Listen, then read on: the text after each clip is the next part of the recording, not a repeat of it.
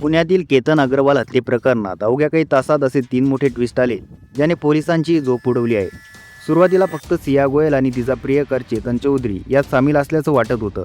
पण आता या मर्डर प्लॅनमध्ये एका तिसऱ्या रहस्यमय व्यक्तीची एंट्री झाली आहे. नेमकं काय घडलंय ते पाहूया. पुणे कोर्टाने सिया आणि चेतन या दोघांची रवानगी 14 दिवसांच्या न्यायालयीन कोठडीत केली आहे.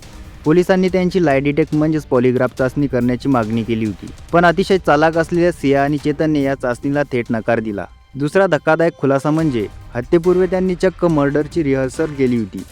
पुणे ग्रामीण पोलिसांनी शोधून काढलंय की मे महिन्यात कोंढवा रस्त्यावरील एका निर्जन टेकडीवर चेतनने सियाला दरीतून कसं ढकलायचं याचं प्रत्यक्ष प्रात्यक्षिक करून पाहिलं होतं.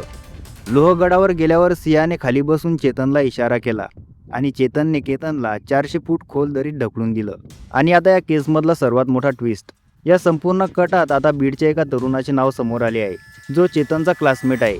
धक्कादायक बाब म्हणजे हत्येच्या आधी सिया आणि चेतनने या बीडच्या तरुणाला संपूर्ण प्लॅन सांगितला होता आणि त्याला 18 जूनला लोहगडावर सोबत येण्याची गळ घातली होती. या तरुणाने त्यांना थांबवण्याचा प्रयत्न केला, पण त्यांनी ऐकले नाही. केतनच्या हत्येनंतर चेतन आणि सियाने सर्वात आधी याच तरुणाशी संपर्क साधला होता. पोलिसांना सियाच्या मोबाईलमधून काही कोडेड चॅट्स आणि डिलीट केलेला डेटा मिळाला आहे, ज्यामध्ये कोड लँग्वेज आणि विशिष्ट चिन्हांचा वापर करण्यात आला आहे, ज्याचा तपास आता सायबर सेल करत आहे. सियाने पोलिसांना सांगितलं की कुटुंबाशी लग्न मोडण्याबाबत बोलण्यापेक्षा केतनला संपवणं जास्त सोपं होतं. पण आता या दोघांचा खोटा मुखवटा पूर्णपणे फाटला असून विशेष सरकारी वकील उज्ज्वल निकम कोर्टात त्यांना काय शिक्षा मिळवून देतात याकडे संपूर्ण महाराष्ट्राचे लक्ष आहे.